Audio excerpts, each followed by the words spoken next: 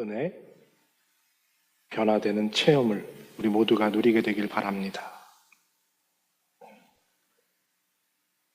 여러분들, 크기와 무게에 비해서 가장 강력한 살상 무기는 뭐라고 생각하십니까? 총을 생각하십니까? 아니면 북한에서 만드는 핵폭탄을 생각하십니까?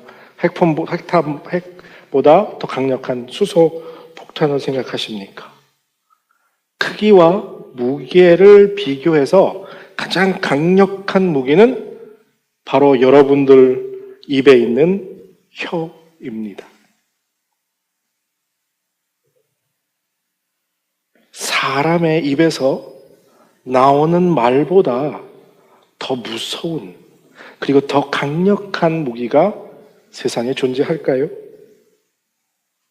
말은 한 사람의 입에서 나오지만 1000사람의 귀에 들린다 라는 말을 여러분들 들어보셨습니까? 하루에도 수도 없이 많은 말이 우리의 입을 통해서 나갑니다. 하지만 이 많은 말들이 얼마나 많은 실수를, 그리고 얼마나 많은 사람들을 상처 주고 우리가 살아왔는지, 참 말에 실수가 많습니다. 말을 많이 한다고 여러분들 말을 잘하는 건 아니죠. 의도하지 않았지만 누군가에게 실수로 말에 상처를 주고 또 여러분들도 아주 받기도 합니다. 하나님의 자녀된 우리들은 정말 말의 실수를 줄여야 하고 우리가 하는 말은 늘 아름다운 말이어야 할 줄로 믿습니다. 성도의 입에서 나오는 말은 축복과 격려와 위로, 칭찬의 말이어야 합니다. 왜냐하면 우리의 입은 거룩하신 하나님을 찬양하고 예수 그리스도의 사랑, 즉 복음을 전하는 정말 귀한 입이기 때문입니다. 그래서 오늘은 우리의 약점 4번째 시간,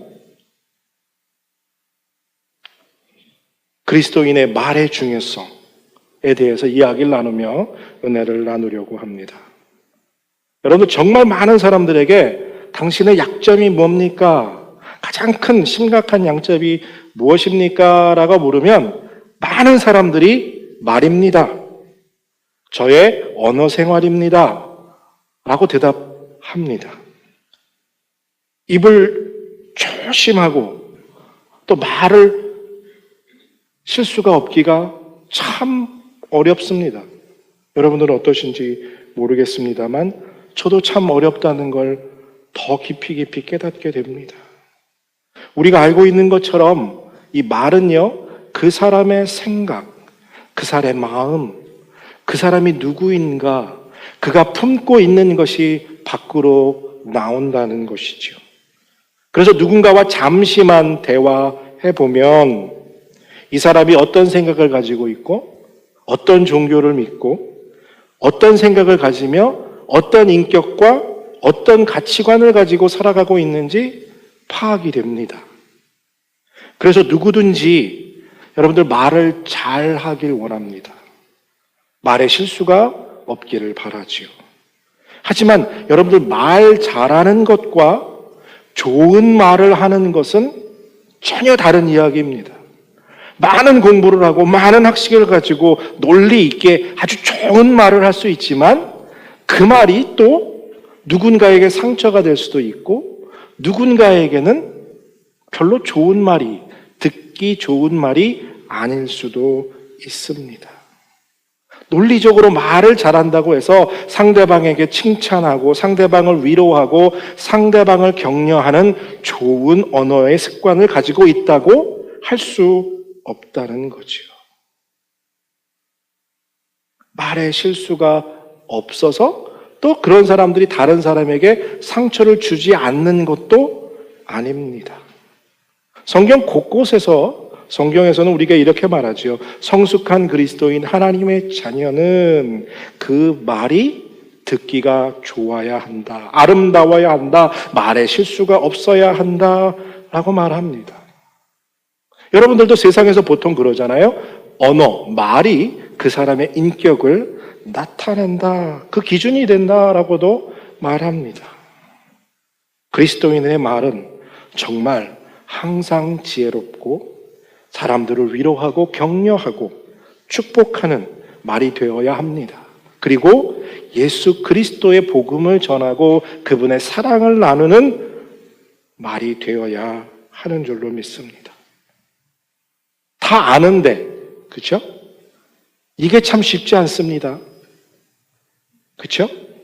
여러분들 혀의 무게를 계산해 보면요, 약 2온스밖에 안 돼요. 얼마나 가볍고 작은 것입니다. 그런데 이 작고 가벼운 게 우리 몸 중에서 가장 제어가 안 되는 몸의 일부가 바로 이 혀라는 놈입니다.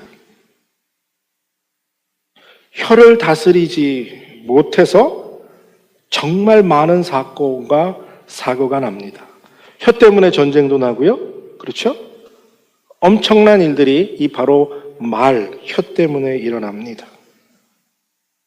인생은 살면서 누구나 이 혀 때문에, 입 때문에 많은 일들을 경험하고 또 경험하셨을 것입니다. 여러분들 어떠십니까? 나는 말에 실수가 없습니다 라고 자신하실 분 계십니까? 여러분들은 정말 얼마나 여러분들의 이 2온스밖에 안 되는 혀를 잘 제어하며 살고 계십니까? 이 혀를 제어하는 것 참 힘들고 어렵지 않습니까? 다른 사람들에게 위로와 격려의 말을 하며 살고 계십니까?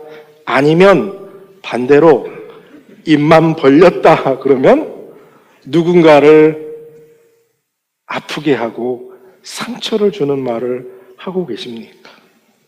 그 말이 상처가 되는지도 모르고 말을 하고 있는 경우들이 있지요. 여러분들은 어떠십니까? 정말 다른 사람을 위로하고 격려하고 사랑의 말을 전하고 또 그 말이 입에서 나오길 원하십니까? 오늘 본문에서 말하고 있는 것처럼 정말 말에 실수가 없고 우리의 말에는 늘 사랑과 위로와 격려만이 있기를 바라십니까? 정말 그렇게 바라신다면 여러분들이 늘 기억하고 잊지 말아야 할 것, 그것은 내 입에서 나오는 그 말의 파괴력이 얼마나 무서운 것인가 하는 것을 잊지 말고 기억하시라는 거예요. 입을 벌릴 때마다 이 말이 상대방에게 어떤 영향력을 미치게 될까를 먼저 생각하시길 바랍니다. 그래서 말하기 전에 3번 생각해보라 라는 그런 권면도 있지요. 저도 어려서 말이 그냥 툭툭툭 튀어나와서 그런 말을 많이 들었어요. 말하기 전에 3번 생각해보라.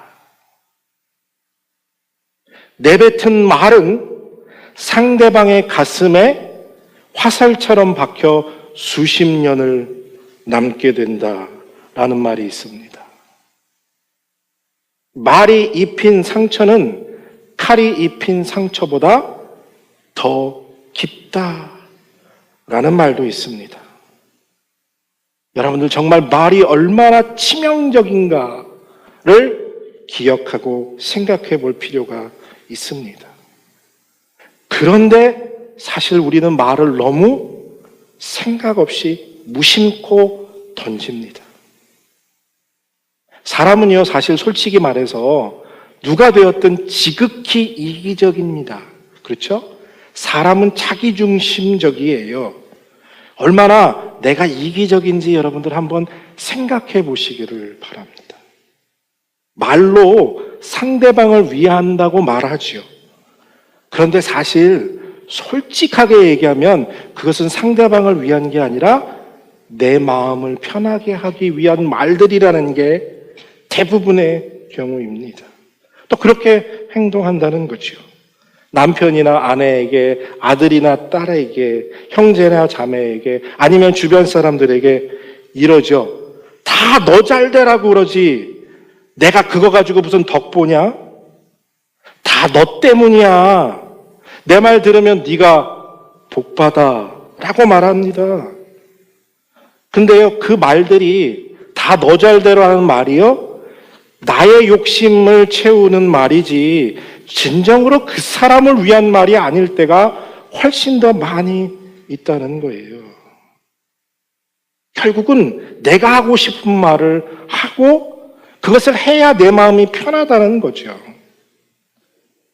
그 상대방의 듣는 입장은 배려하지 않는 겁니다.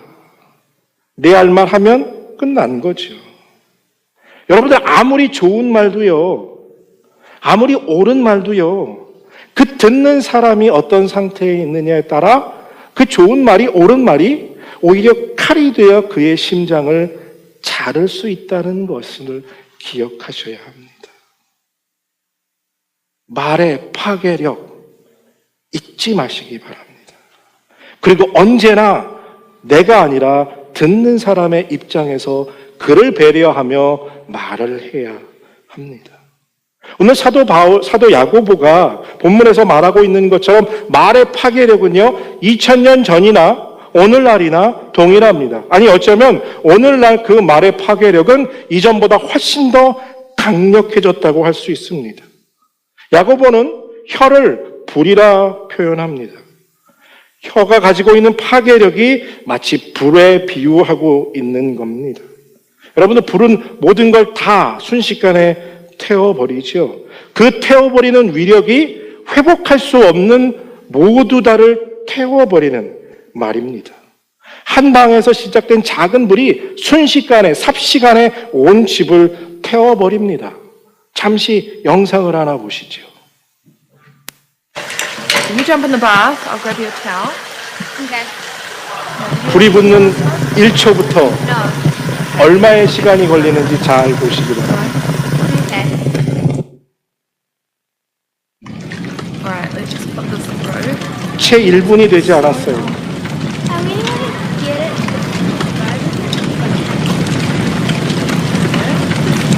Ground.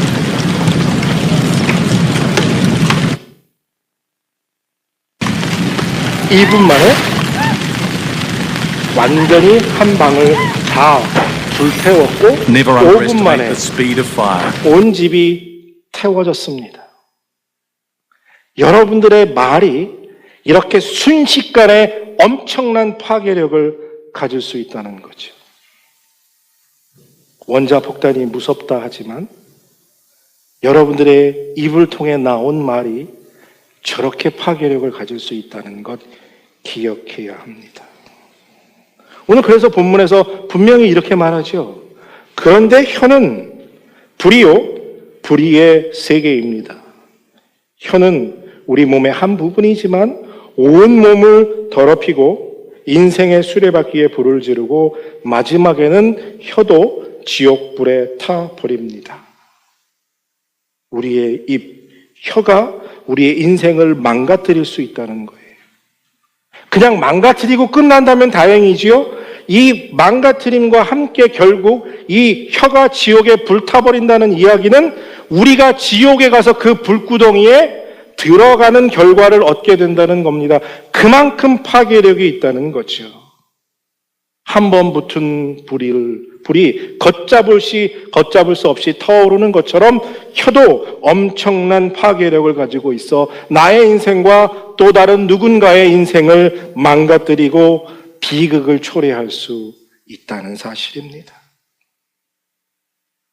그런데 우리가 얼마나 이 말을 가볍게 내던집니까?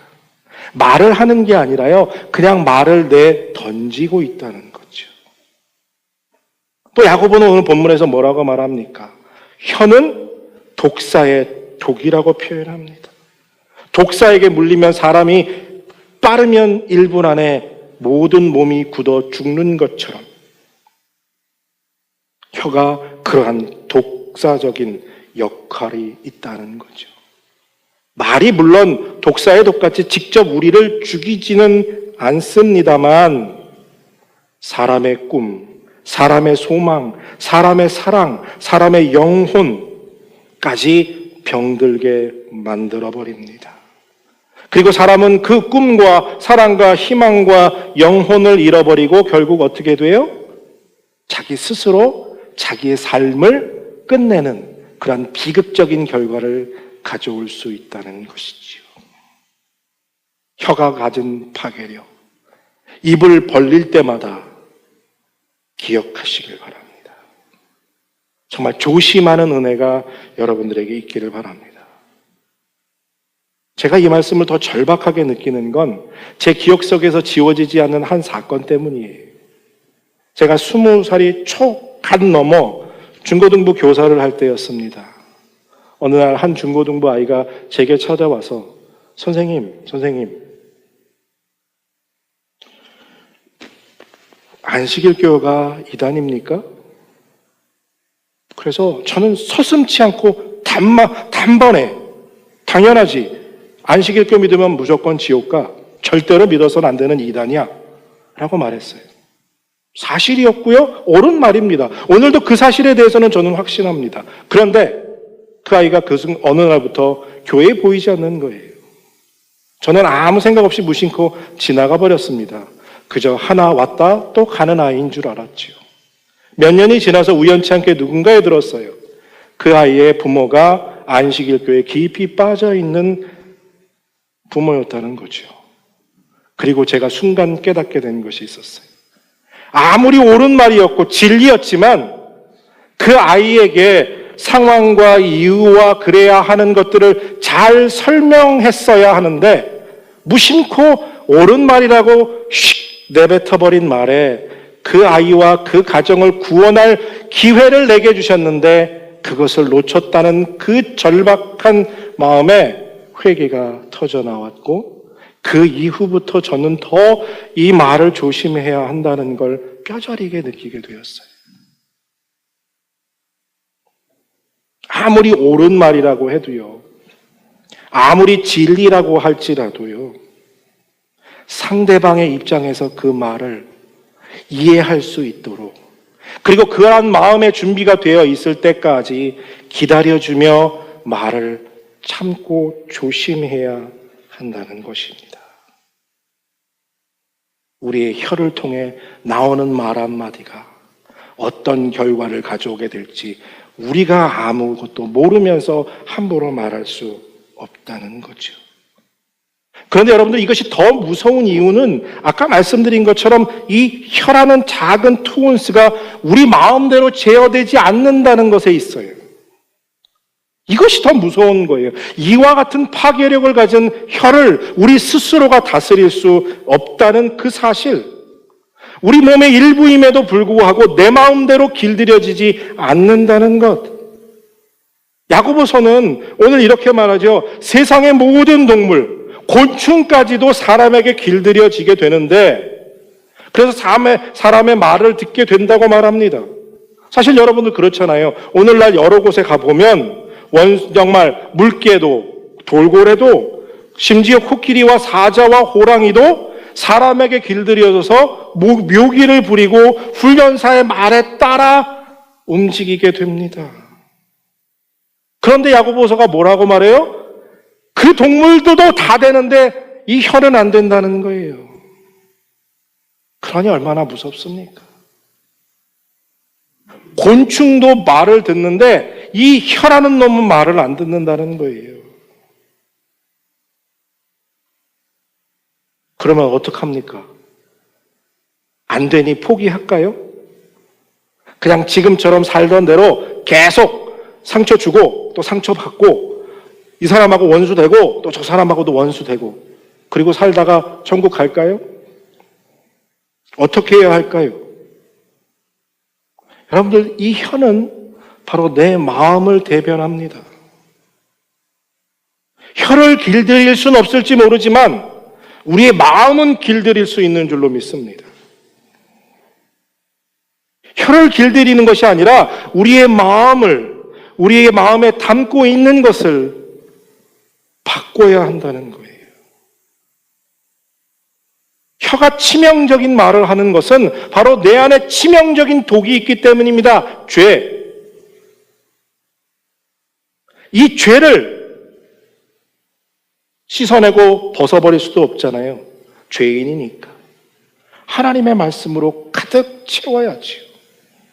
선한 것으로, 좋은 것으로 가득 채워야 합니다.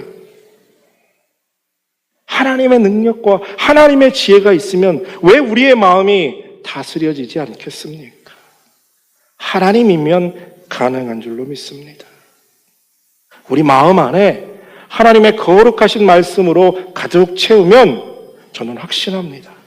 우리의 말에 실수가 없고 온전한 말을 할 수 있는 사람들로 만들어갈 수 있을 줄로 믿습니다. 혀가 제어될 줄로 믿습니다.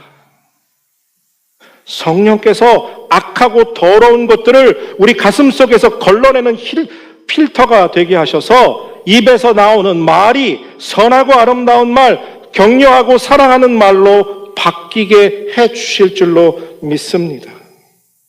그래서 우리 모두가 말에 실수가 없는 온전한 사람들이 되기를 바랍니다. 그렇게 되어야 합니다. 말에 실수가 없고 온전한 사람이 되기 위해 정말 무던히도 애써야 합니다. 왜냐하면요, 우리의 입은 그냥 입이 아니라 하나님의 영광된 이름을 찬양하고 그리스도의 십자가의 복음을 전해야 하는 입이기 때문에 더욱더 온전하게 쓰임받을 수 있도록 애써야 합니다. 오늘 본문에서 분명히 말하죠. 10절에서와 같이 한 입에서 찬양과 저주가 나와서는 안 됩니다. 한 우물에 단물과 쓴물이 함께 존재할 수 없습니다. 만약 우리의 입에서 찬양과 저주가 함께 나온다면 우리는 위선자입니다. 우리의 믿음이 가짜라는 거예요. 왜냐하면 예수님 믿고 하나님의 자녀가 되었다는 것, 그것은 우리 안에 모든 것이 바뀌었다는 것을 말합니다. 악한 것을 말할 수 없는 사람이 되어가야 한다는 거예요. 오늘 그래서 본문에서 분명히 12절에 말하고 있잖아요. 기억하십시오. 내 형제들아, 어찌 무화과 나무가 감람 열매를, 포도나무가 무화과를 맺겠느냐. 이와 같이 짠 물이 단물을 내지 못하느니라. 여러분들, 무화과 나무가 무화과 열매 맺는 게 당연하잖아요. 포도나무가 포도 열매 맺는 게 당연합니다. 예수 그리스도를 믿는 하나님의 자녀가 저주를 내뱉는 것 아니라는 거예요. 그럴 수 없다는 겁니다. 왜요? 이전에는 예수 믿지 않는 죄인이었으니까, 내 안에 악으로 가득했으니까 악이 나오지요. 하지만 이제는 하나님의 자녀 되었잖아요. 하나님의 거룩한 말씀이 내 안에 있잖아요. 그러기에 내 입을 통해서 저주가 나올 수 없다는 겁니다. 칭찬하고 위로하고 격려하고 사랑하는 말만 나와야 한다는 거예요. 이게 당연하다는 겁니다. 무화과 나무가 무화과 열매를 맺고 포도나무가 포도나무를 맺는 자연적인 질서와 같이.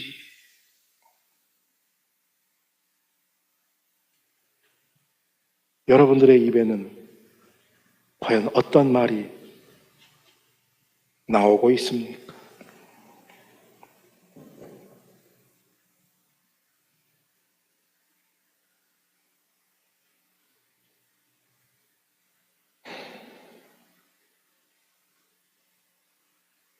여러분들, 우리의 입에서 저주가 아닌 기쁨과 위로와 축복의 말이 나와야 하는 또 다른 이유가 있습니다. 아주 중요한 이유죠.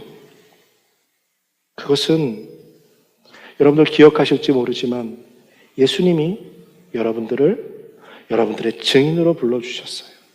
땅 끝까지 가서 내 이름을, 내가 가르쳐 분부한 모든 것을 지키게 하라라고 명령을 받은 사람들입니다. 그런데 여러분들 한번 생각해 보세요. 그 입에서 나오는 말은 욕이요, 그 입에서 나오는 말은 거짓말이요, 그 입에서 나오는 말은 저주인 사람의 말을 과연 그 누가 믿어줄까요? 아니, 믿지 않아도 들으려고 하겠습니까?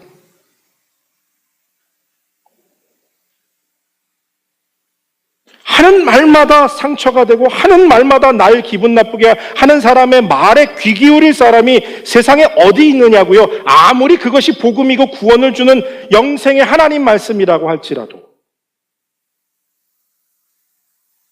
어디 가서 앉기만 하면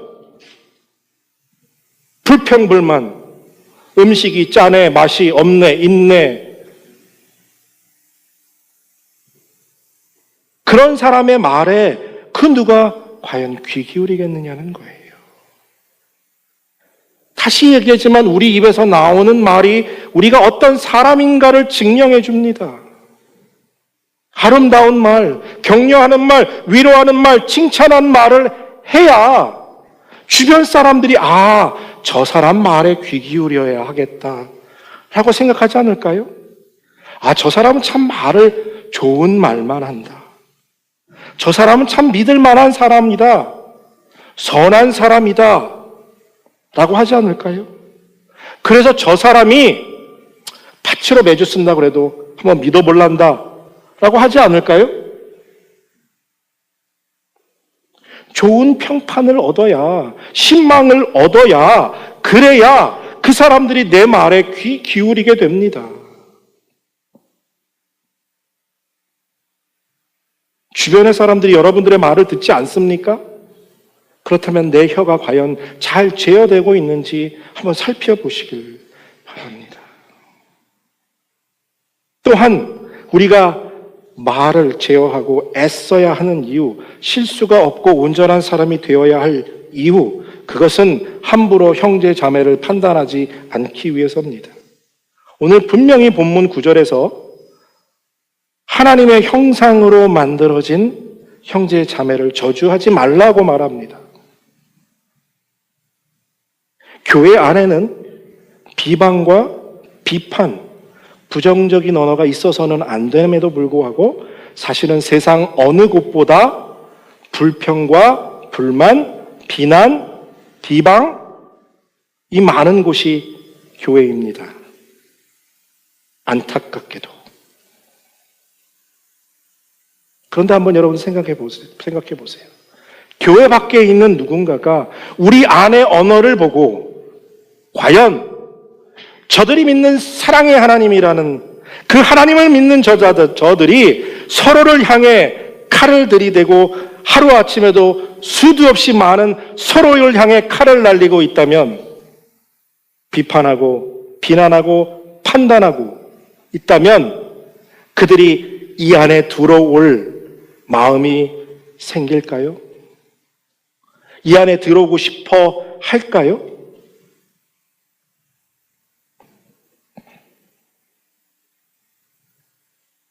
교회 안에는 긍정적인 말도 많지만 부정적인 말도 참 많아요. 안 된다, 안 된다, 안 된다. 이건 아니다, 아니다.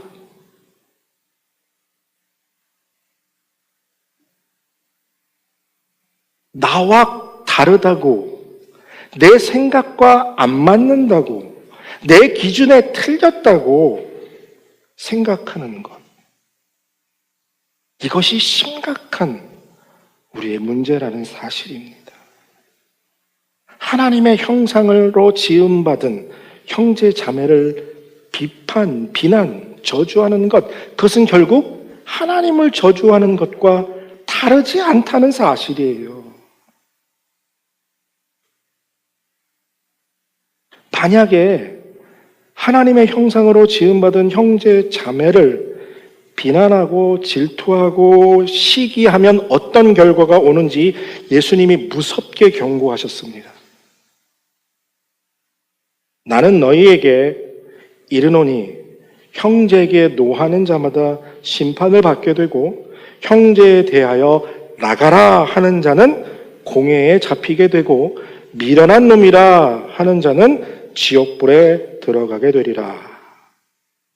말로 형제를 화나게 하면 심판대에 서게 됩니다. 형제에게 나가. 옛날에 저는 처음에요, 몰라서 나가라는 줄 알았어요. 이 나가라는 말은 히브리 말로 욕입니다. 쌍욕이에요. 멍멍이, 배래 먹을 연병 이런 말이에요. 바보 같은 놈이라는 욕입니다. 이렇게 욕하는 놈 어떻게 된다고요? 공회에 잡힌다는 거고요. 아우, 저 미련한 놈. 그러면 어떻게 돼요? 여러분들 지옥불에 들어간대요.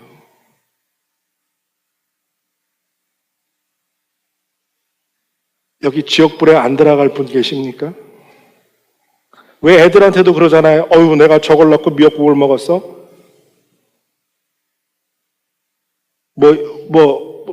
많이 하셨죠, 여러분들? 예. 저도 했습니다. 저희 아이들한테. 회개 많이 해야죠. 근데 형제자매들은 어떻습니까?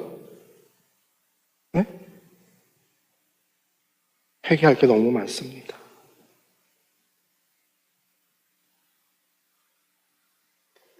내가 이런 말 하면, 내가 이 말 하면 저 집사가, 저 권사가, 저 목사가 상처받지 않을까 생각하고 말해야 한다는 거예요.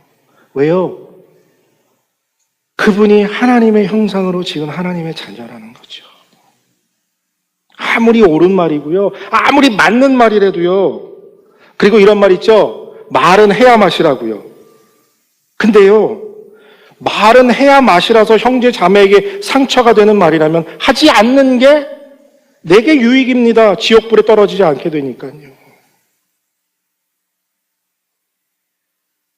정말 혀를 제하는 것 어려운 일입니다. 힘든 일이에요. 그러나 하나님께 맡기고 그분께 의지하여 그분께 매달리면 가능합니다. 정말 말에 실수가 없는 온전한 사람이 될 수 있습니다. 하나님이 하시면 못하실 게 없다는 거죠. 신실하신 하나님께 엎드려 기도하며 아침마다, 새벽마다, 밤에 잠들기마다 하나님, 내 혀를, 내 말을, 내 마음을 다스려 주시옵소서 라고 기도한다면 불가능한 일 아닙니다. 여러분들 오래전에 이런 책이 있었죠. 칭찬은 고래도 춤추게 한다. 여러분들의 한마디가 누군가를 살릴 수도 있고 누군가를 죽일 수도 있다는 것. 여러분들이 누군가를 위로할 수도 있고 누군가를 격려할 수도 있고 누군가가 깊은 시험에 빠져 있는 자를 다시 하나님 앞에 나오게 할 수 있는 힘이 있다는 것 기억하시길 바랍니다. 그래서 정말 하나님이 기뻐하시는 말들이 가득한 우리 러빙힐 교회가 되기를 바랍니다.